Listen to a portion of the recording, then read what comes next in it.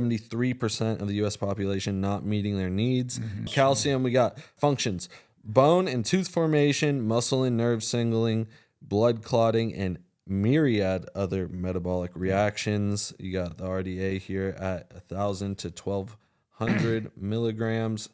Upper limit 2,000 to 2,500 milligrams. This is something I've been told, like, be careful taking too much of. Absolutely. I agree. And I think I like the 1,200 numbers good. I think 2,000 is actually a little high for upper limit. This is one of those kind of ones that's kind of backwards. And the reason is calcium is obviously needed for bone. Your body's going to use about 1,000 milligrams of calcium a day. Let's just round it off to that because it's 800 when you're real young, an infant. And then it goes all the way up to 1,300 as you get older. Okay, so let's just call it 1,000 milligrams a day. So if you don't get 1,000 milligrams a day, which is what you need to maintain your blood level at like 1%, like we mentioned this before, 1% of calcium's in the blood, 99% in the bone. But that 1% in the blood, if that ever changes too much, you're dead within probably 2 or 3 minutes because your muscles can't contract. Nothing can happen. Your heart can't beat. Lung.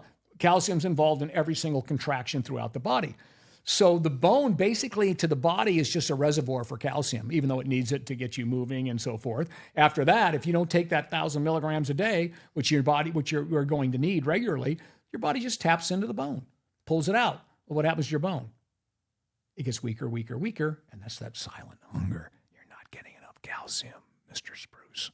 So you're going to break really early osteopenia and osteoporosis, probably around age 60 at this rate, or 70, okay? So you can't hear that. So I will just break then. Now, if it was me, of course, I won't have to worry about that. Not only have I passed that age, my bones, they can't even, when they do athletic surgery on me, they can't even drill through my bones. They're so hard. So the problem is now what's going to happen, your bones are getting weaker, but it's keeping you alive. And that's how the body triages the nutrients that come into you. When you're not getting what your body needs every day, it's got to go find it somewhere to keep it there, and it's something else is sacrificed. So to keep you alive, your body will sacrifice long-term health for short-term survival. So you have enough calcium to live every day, heart pump, do all those things because it's in your blood. And then if it doesn't get enough, it just pulls out of your bone because you just didn't eat enough, which 73% of the population does not.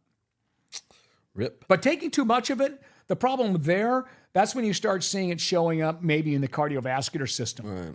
That's why it's important, though, to take vitamin K2 with calcium. Don't take it in a vacuum. People that take calcium supplements, even calcium and vitamin D is dumb by itself. You want to make sure you got vitamin K along with it and a little magnesium too. The vitamin K will take that calcium you're taking in. This is why you heard it might not be good for guys because you end up seeing some of this.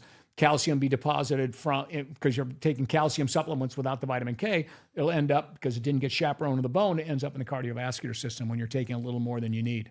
And that'll end up with a cardiovascular event, atherosclerosis or, any of those things.